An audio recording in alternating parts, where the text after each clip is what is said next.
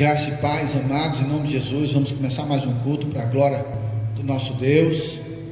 Deus é bom o tempo todo, Deus é bom, confia nisso. No Salmo 121, versículo 1 e 2 está escrito assim: levanto os meus olhos para os montes e pergunto, de onde vem o socorro? O meu socorro vem do Senhor, que fez o céu e a terra. É Deus quem vai nos proteger, a nossa saída, a nossa chegada, desde agora e para sempre. Creia nisso. É dele que a gente precisa, ele nos ama, e a iniciativa de nos salvar foi dele. Então ele vai lutar, vai pelejar para fazer você esse vencedor. Confia, recebe essa palavra mais uma vez nesse dia de adoração a Deus, porque estamos aqui por causa dele. Tudo é dele, por ele, para ele. A Jesus seja toda a honra e toda a glória, o nosso Salvador. Amém? Que Deus nos abençoe. Pai, recebe esse culto na tua presença. Cumpre a tua vontade em nós, sobre essa nação. Nós sabemos que a nossa ajuda vem de ti. Nós estamos como esse salmo, olhando para o alto e dizendo: é de tu, Senhor, que vem o nosso socorro. É o Senhor quem faz a gente vencer, é o Senhor quem faz a gente ganhar, é o Senhor quem faz a gente prosperar, é o Senhor quem cura, que sara. Tu és o nosso Deus, é tu quem nos perdoa. Recebe, Deus, essa entrega desse culto de adoração ao Senhor. Nós te amamos e bendizemos o teu nome nesse lugar. Tu és o nosso Deus, a nossa força, a nossa fortaleza. Nós te amamos. Louvado seja o nome de Jesus. Deus e Pai amado, recebe assim as nossas vidas diante do Senhor. Abençoa a nossa nação, abençoa a tua igreja, abençoa o teu povo debaixo do céu, para a glória e louvor do teu nome. Amém. Vamos fazer um louvor, vamos louvar, vamos abrir o nosso coração. Abre sua casa, abre na presença desse Deus maravilhoso. Amém? Que Deus nos abençoe em nome de Jesus. Fique na paz.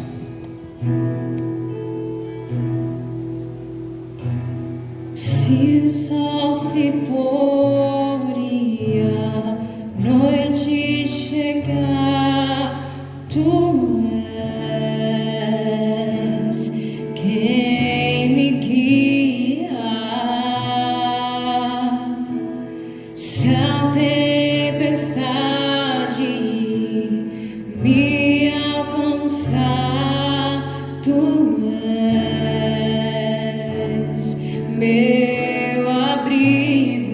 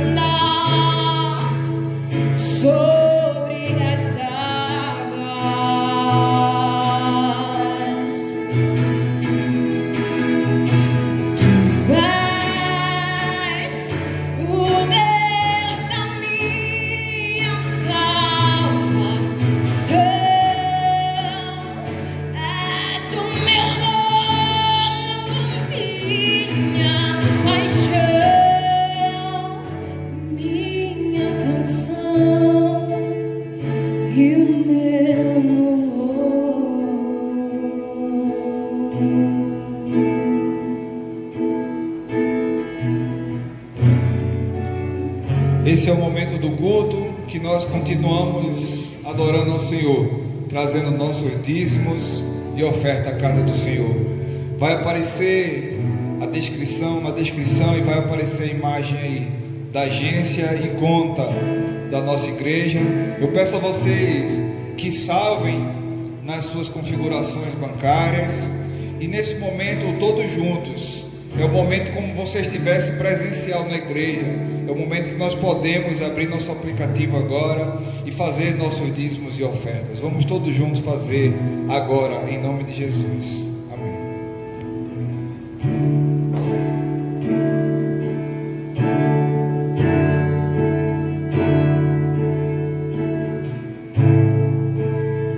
A ti eu vou clamar, pois tudo vem de ti e tudo está em ti.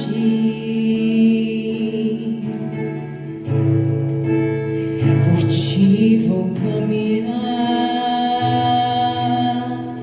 tu és a direção, o sol a me guiar. Tudo pode passar, mas teu amor jamais me deixará. Sempre há de existir um novo amanhã preparado pra mim, preparado pra mim.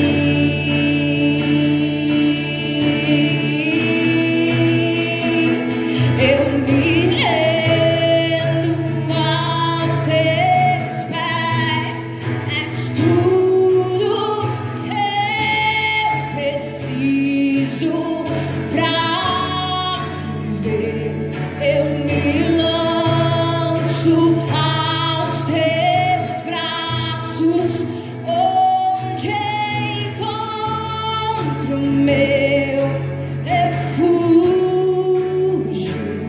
Eu me rendo aos teus pés, és tudo que eu preciso pra viver. Eu me lanço aos teus braços, onde encontro meu refúgio.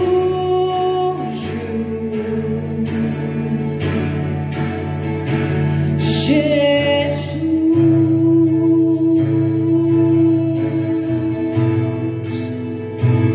eis-me aqui.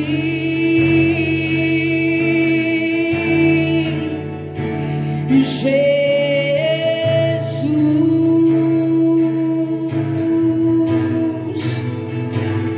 eis-me aqui.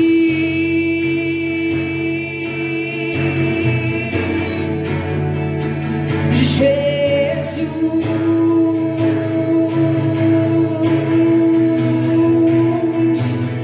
eis-me aqui.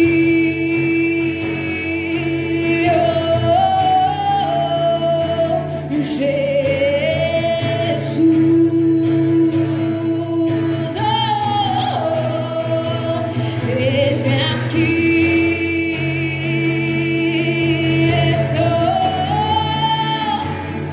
Eu me rendo aos teus pés, és tudo que eu preciso pra viver. Eu me lanço aos teus braços, onde encontro meu refúgio.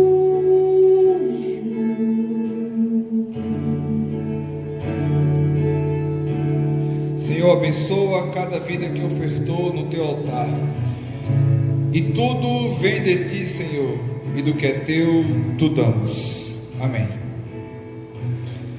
Você que está acompanhando em casa, Eu peço que abra a sua Bíblia, digital ou em papel. Lucas, capítulo 24. Vamos ler do 13 em diante.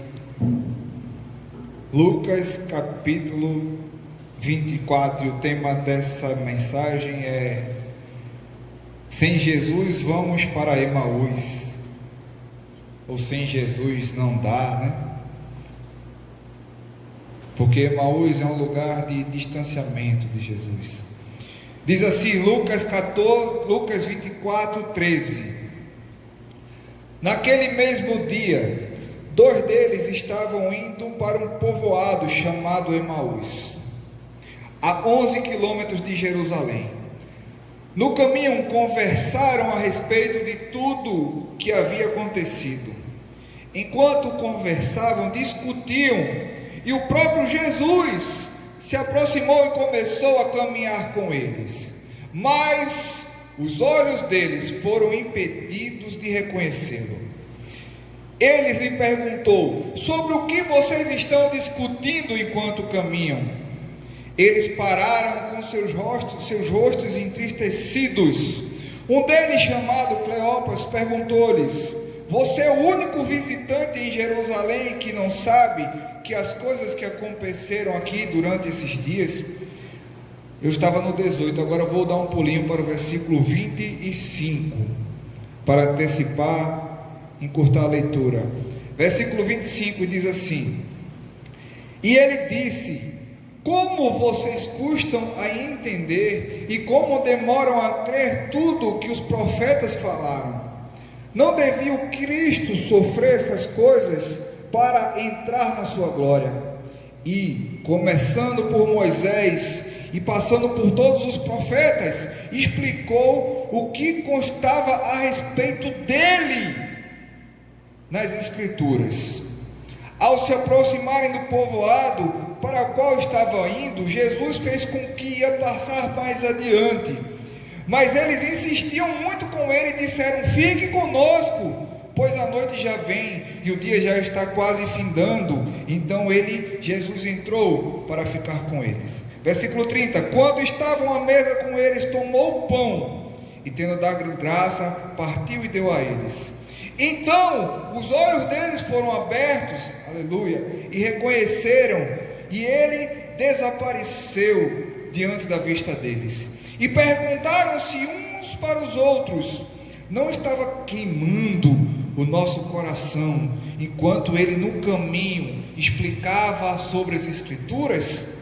Fecha teus olhos mais uma vez, nós oremos. Pai, em nome de Jesus, eis aqui tua palavra, eis aqui nossa vida, nossos corações, eis aqui o nosso tempo, que nós possamos nesse momento estar cativos à tua palavra, nada venha desviar a nossa atenção, que nós sejamos focados. Eu te peço sobre minha vida, tem misericórdia e graça, para que eu possa comunicar e falar aquilo que o teu Santo Espírito já ministrou. Eu te peço que o Senhor venha trazendo à minha memória aquilo que o Senhor já ministrou, e seja segundo o teu querer e a tua vontade, em nome de Jesus, amém.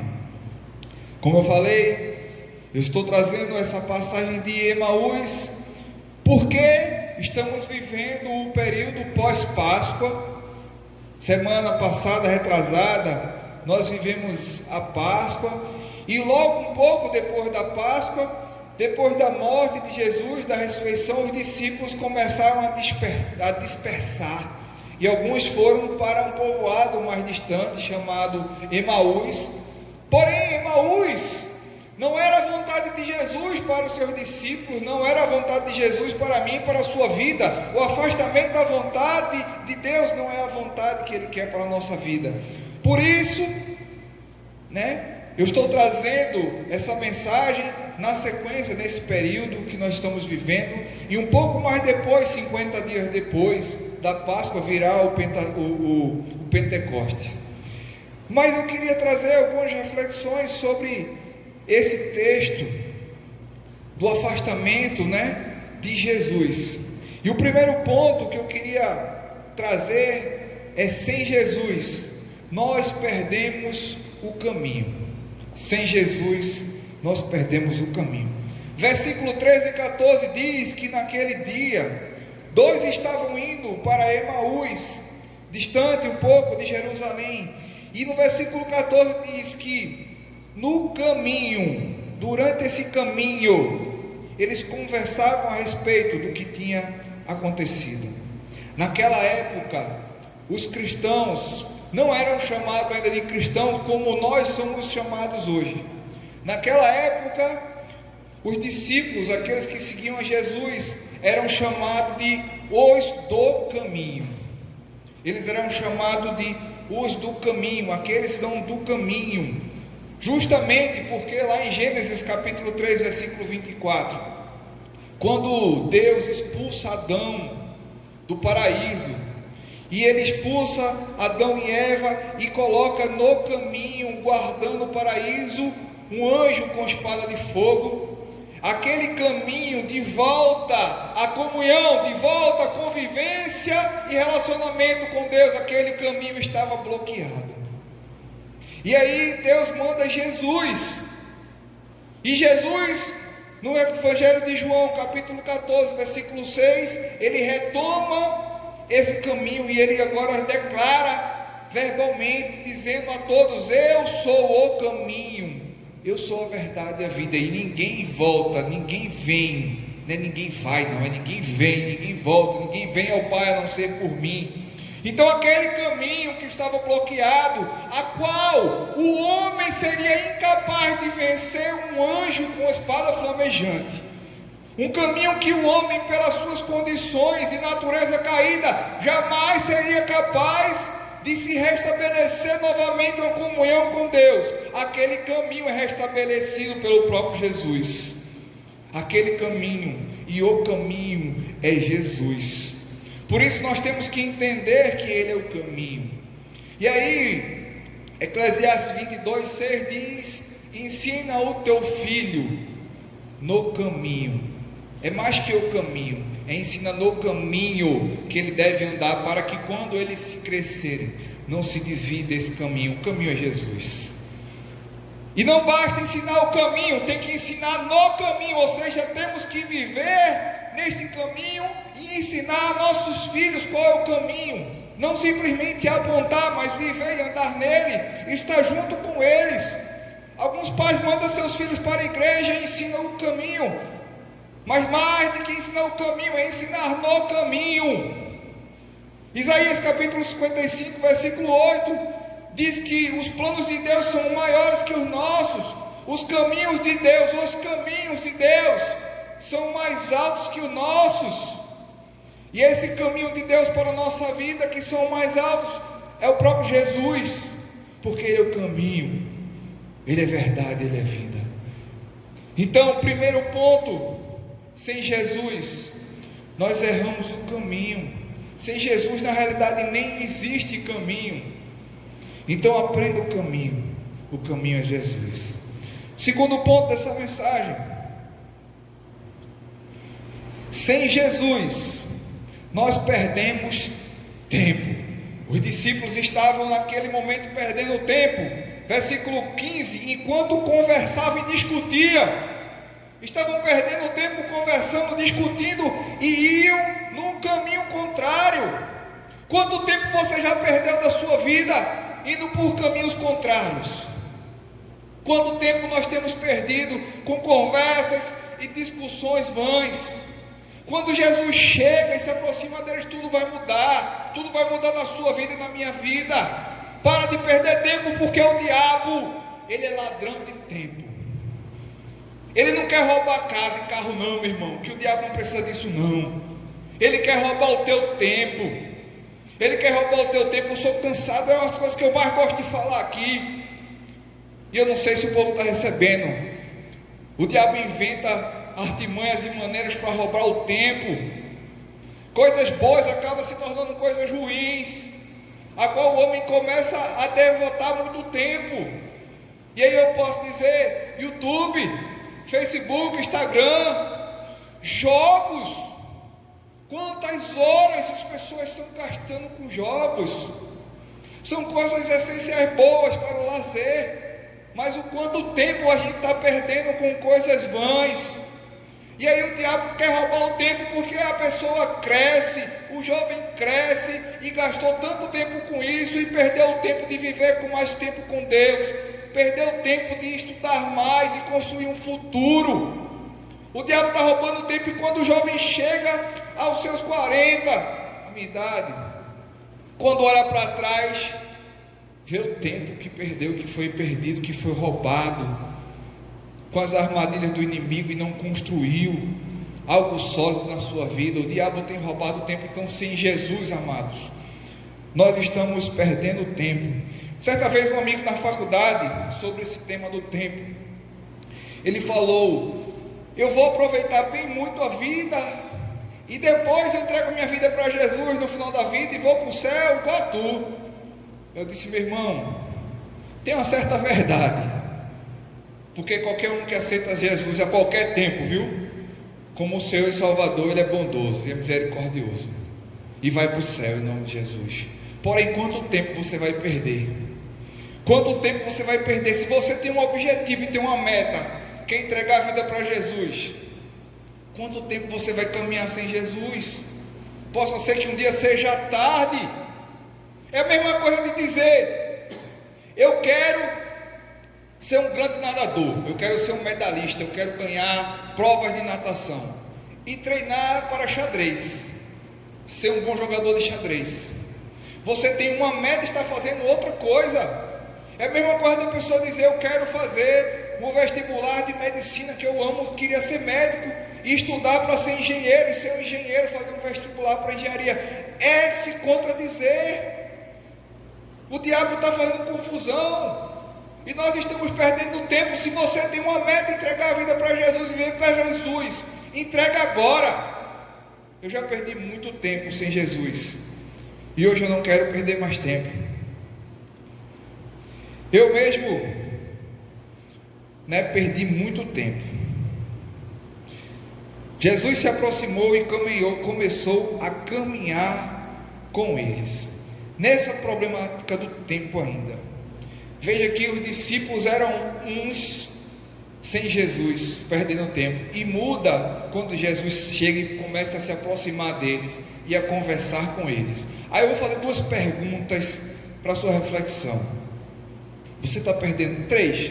Quanto tempo você perdeu e está perdendo sem Jesus? Outra: será que você não está perdendo tempo indo em lugar contrário? Será que você levaria Jesus nos lugares que você está indo? Será que você conversaria, discutiria o que você conversa, o que você fala com seus amigos na frente de Jesus? Porque Jesus agora começa a caminhar com eles, e quando Jesus começa a caminhar conosco, tudo muda. O rumo daqueles discípulos mudaram, a conversa daqueles discípulos mudaram. Não negue e não esqueça da presença de Jesus na sua vida, porque sem Jesus nós perdemos tempo. Salmo 127 diz que é inútil, em vão trabalha o trabalhador, ou seja, está perdendo tempo o trabalhador. E em vão vigia a sentinela, se o Senhor não vigiar. Em vão trabalha o trabalhador, se o Senhor não edificar a casa. Em vão vigia a sentinela, se o Senhor não vigiar. Ou seja, ele está dizendo: está perdendo tempo o trabalhador, o vigia, a sentinela. Qualquer coisa, qualquer projeto que você venha fazer sem Jesus é perda de tempo. Porque a palavra diz no Salmo 127: porque o Senhor dá os seus até enquanto dorme. Não perca mais tempo. Coloque Jesus. Sem Jesus perdemos tempo. Ponto 3: sem Jesus ficamos cegos. Essa é muito boa, viu? Os discípulos estavam cegos. No versículo 16 diz assim: os olhos deles foram impedidos de reconhecê-los. Vários são os motivos de não enxergarmos Jesus. Vários são os motivos de podermos.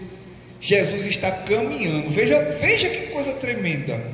Jesus estava ao lado deles, estava conversando com eles, e eles não estavam enxergando Jesus. E vários são esses motivos de não enxergarmos Jesus, de estarmos cegos. Primeiro motivo, vou trazer alguns de muitos que podem surgir. Primeiro motivo que nós possamos estar cegos e não ver Jesus é o medo. Mateus, no capítulo 14, deixa eu confirmar, 14:22, fala sobre o discípulo, o apóstolo Pedro, que caminhava sobre as águas, e num determinado momento ele ficou cego, porque nós estamos falando da cegueira. Ele ficou cego e deixou de enxergar Jesus. Ele pede para Jesus, quando Jesus vem andando sobre o mar, ele diz: Jesus, deixa eu andar aí contigo. E aí com Jesus nós andamos sobre as águas, viu? O impossível acontece. E aí ele começa a andar sobre as águas, porque Jesus diz: vem, nós devemos estar debaixo de um chamado de Jesus para fazer coisas ousadas. Escuta a primeira voz do Senhor. E Jesus disse: vem andar. Pedro anda sobre as águas. Mas em um determinado momento Pedro fica cego, porque ele para de ver Jesus e ele começa a olhar as tempestades, as dificuldades, o coronavírus, o desemprego, o trabalho. Para de olhar para a dificuldade do dia, olha para Jesus, senão a gente afunda e o medo faz cegar. Pedro afundou porque cegou, porque parou de olhar Jesus que estava na frente dele. Os discípulos não olhavam Jesus que estava ao lado dele. Pedro não olhava Jesus bem pertinho deles, por causa do medo. Outro motivo que dá cegueira: o mundo, as paixões do mundo. 2 Coríntios capítulo 4, versículo 4, pastor Léo pregou sobre esse tema, em 2 Coríntios 4, diz que o Deus desta era cegou o entendimento dos descrentes, para que eles não vejam o resplendor, a glória de Jesus, que é a imagem de Deus.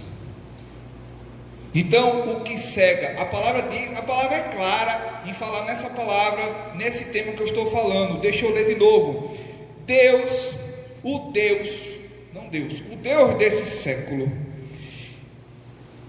ele cegou o entendimento dos descrentes. Ele cega, ou seja, as paixões do mundo. O Deus desse século, ele cega para que as pessoas não vejam a Cristo e sejam salvas. Então o primeiro motivo de ficarmos cegos é o medo. O segundo motivo, 2 Coríntios 4:4, é a paixão do mundo, é o Deus dessa era. Eles têm cegado muitos, têm confundido muitos com muitas ideologias erradas. Terceiro motivo, a religiosidade, a tradição. Muitos se estão agarrados à religiosidade, a uma certa denominação ou religião, que não consegue enxergar Jesus. Eu estou falando de cegueira, de enxergar Jesus. Os fariseus estavam cegos, eles entendiam da Bíblia, eles estavam esperando pelo Messias. O Messias chegou, eles estavam cegos, não enxergaram Jesus. O próprio Paulo, que na época era chamado Saulo, estava cego por causa da religiosidade. A religiosidade, algumas tradições cegam, medo cega, religiosidade cega. E aí foi preciso Jesus ter um encontro com ele, derrubar ele na estrada, no outro caminho, na estrada de Damasco. Ele estava indo para o lugar errado, no caminho errado. Jesus tem um encontro pessoal com Saulo e transforma ele em Paulo e tira as escamas. A religiosidade foi tirada, aquelas escamas que foram tiradas do olho de Saulo, que veio a ser Paulo, foi a religiosidade, a mesma dos fariseus, porque Paulo era um fariseu. Eles esperavam o Messias chegar, o Messias chegou, e eles estavam cegos pela religiosidade. Alguns estão cegos pelo medo, alguns estão cegos pelo mundo. E a última coisa que cega dentro desse ponto são expectativas erradas. Preste atenção. E é o caso em tela, é o caso dos discípulos. Expectativa errada. O que é isso, pastor? Expectativa errada. Eles tinham expectativa que Jesus naquela época, antes de morrer, ia salvar. Eles não entenderam as escrituras. É como se fosse o seguinte: eu espero que algo vai acontecer aqui, mas acontece aqui. E a minha expectativa está me jogando para enxergar aqui, quando na realidade as coisas estão acontecendo aqui. É por isso que muitas vezes a gente não escuta e não vê Jesus, porque a gente está com expectativa no alvo errado. Eles não tinham expectativa da ressurreição, do caminhar com Jesus. E aí a expectativa errada nos cega. Muitas vezes nós não vimos e não ouvimos a voz de Deus, porque a expectativa está errada em só Ele falar o que a gente quer ouvir. Quando o não de Deus também é uma resposta, a gente não está com o ouvido, o olho aberto para ouvir e para ver o que a gente não espera.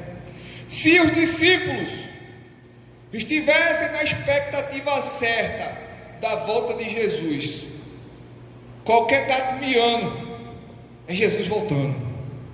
É Jesus voltando, porque a expectativa estava em algo acontecer. Qualquer sombra passando, é Jesus voltou. Mas a expectativa estava errada. Expectativa errada cega. Preste atenção na tua expectativa. Haja mais pela fé. Quarto ponto: sem Jesus nós somos tristes, nós ficamos tristes. E os discípulos estavam tristes. Versículo 17. E eles perguntaram, Jesus perguntou, o que vocês estão discutindo enquanto caminham?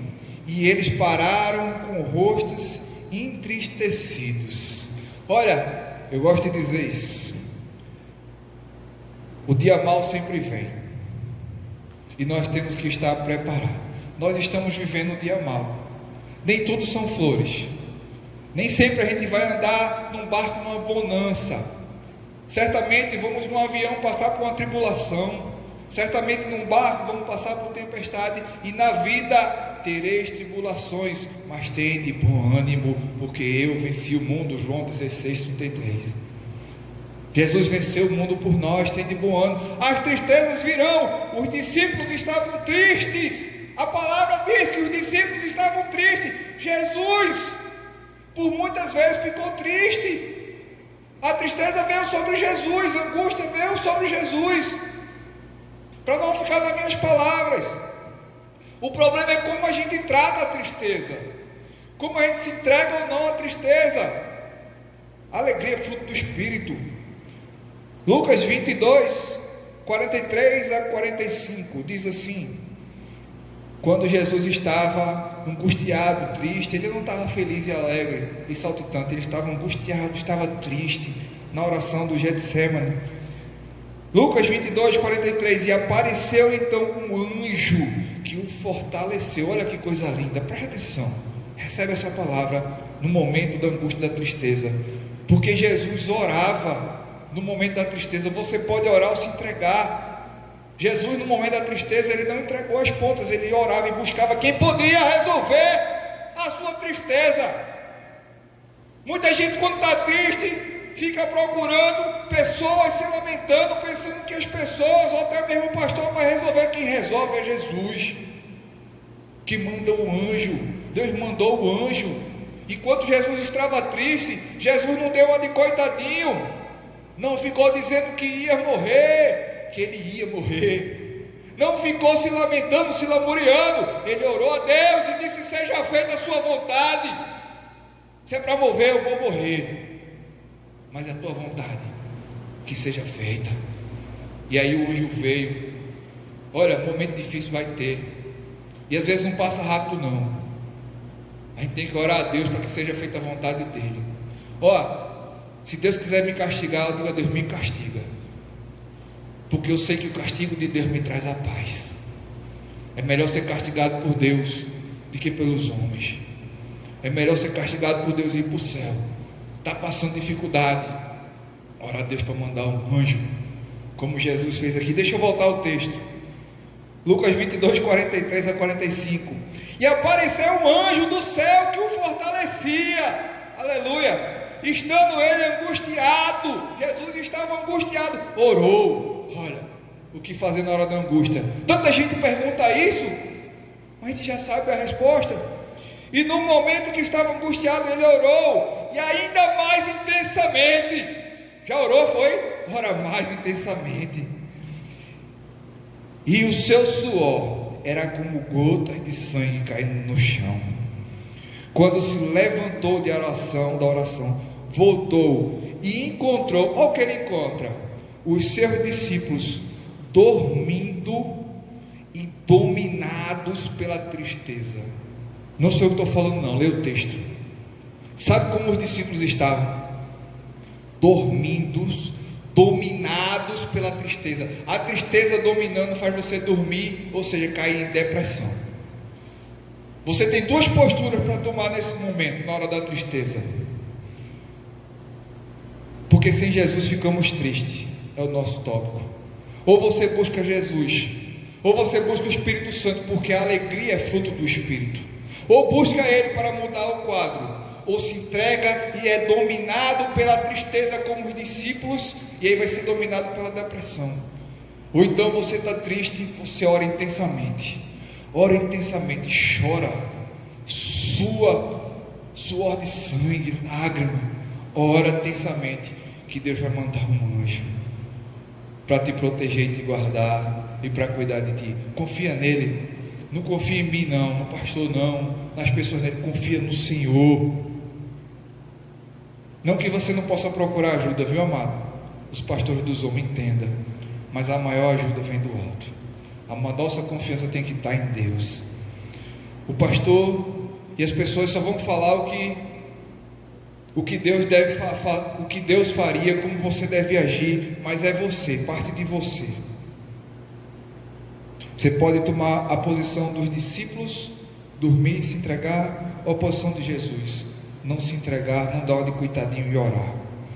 Quinto ponto, só tem esse outro: sem Jesus a Bíblia não faria sentido. No versículo 26 e 27, e ele lhe disse: como custam entender? A gente demora a entender, a gente é burrinho, né? A gente sabe o que tem que fazer, mas a gente é burrinho. Eu sou, não sei você. Como custam entender e como demoram a crer em tudo que os profetas falavam. 27, e começando por Moisés, que é o começo da Bíblia. Começando por Moisés é o Pentateuco, começando por Gênesis, passando pelos profetas, e explicou tudo o que constava a respeito dele. Não tinha Novo Testamento não, tinha Moisés e os profetas. Jesus pegou, porque sem Jesus nada faz sentido, a Bíblia não faria sentido sem Jesus. Jesus é a chave de entendimento da Bíblia. E aí Jesus começa a jogar luz, começa a esclarecer e começa a falar a respeito dele nas Escrituras. Então comece a ver Jesus nas Escrituras do Velho Testamento. Comece a ver Jesus de Moisés, o Pentateuco até os profetas. Não é só no Novo. Eu gosto muito de uma passagem que diz, João 8,58, Jesus chega e diz: antes de Abraão eu sou. Antes de Abraão ele diz: eu sou. Porque para o judeu tudo começava com a separação e a escolha de Abraão, o início do povo. Ele disse: olha, antes vocês começarem Abraão. Mas Jesus está dizendo: olha, eu sou judeu, mas eu não comecei em Abraão não. Antes de Abraão eu sou. Desde o haja luz, antes do haja luz, porque Jesus é eterno, é o alfa, é o ômega. Deus seja louvado. E para encerrar, sem Jesus nada tem graça. Eu acho que o melhor ficou agora para o fim, tá? Coincidentemente, tem hora que Deus faz uma surpresa, porque Ele ministrou ainda há pouco isso no meu coração. Sem Jesus, né? O tema da mensagem é: sem Jesus não dá, sem Jesus vamos para Emaús, sem Jesus nada tem graça. Veja só, versículo 28 e 29.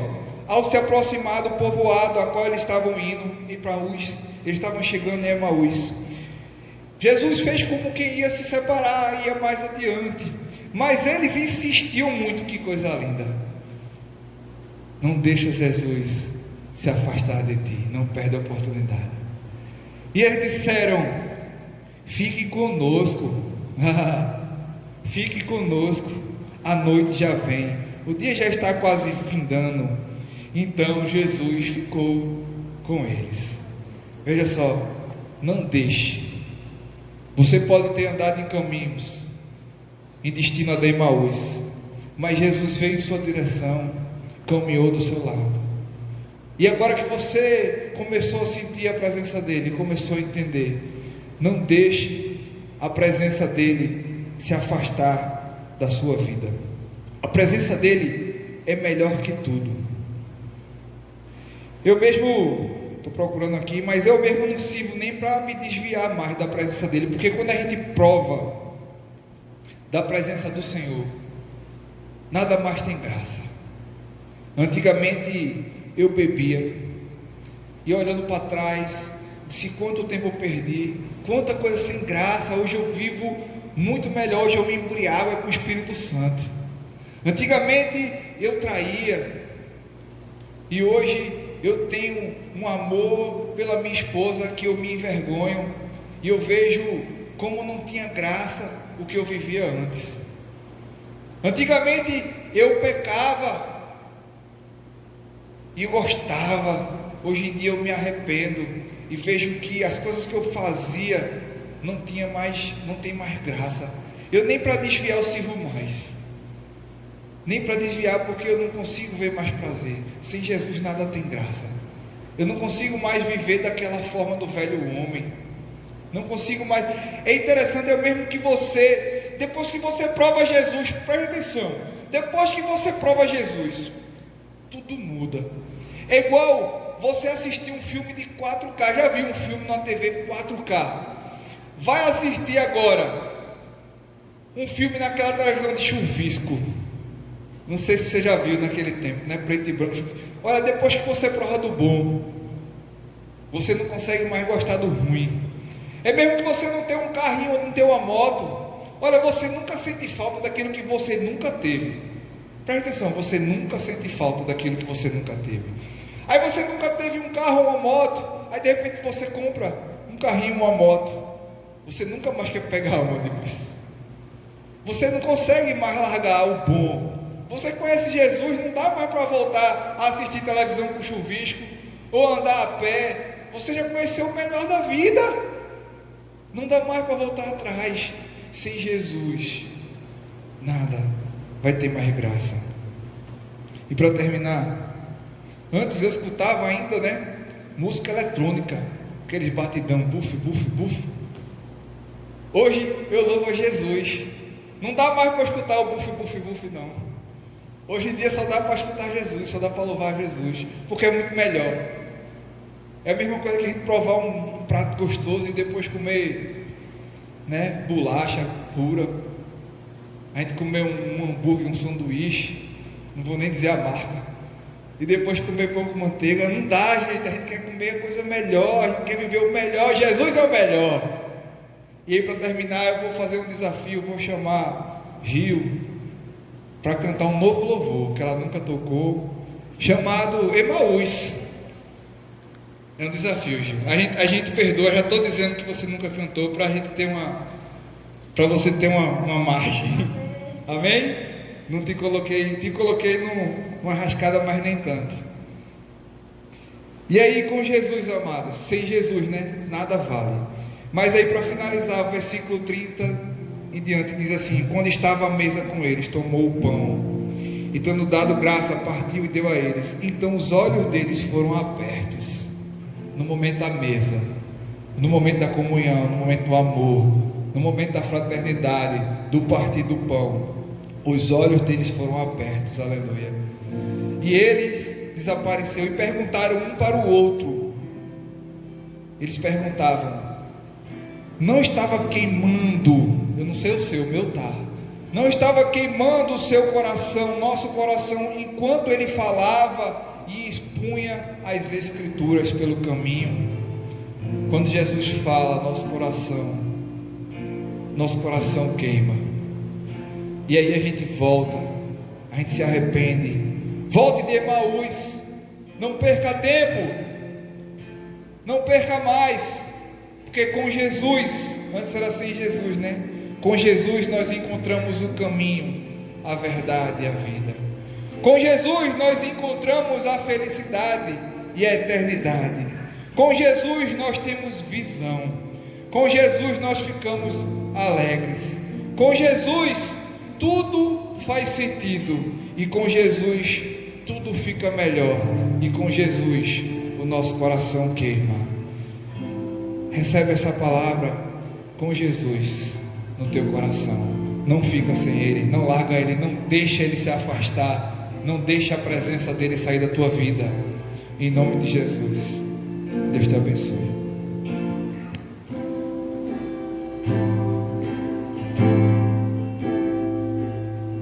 Quem é esse que vem nos abraçando?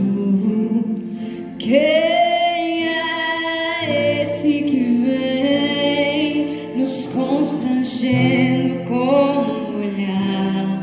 Ele é tão sábio,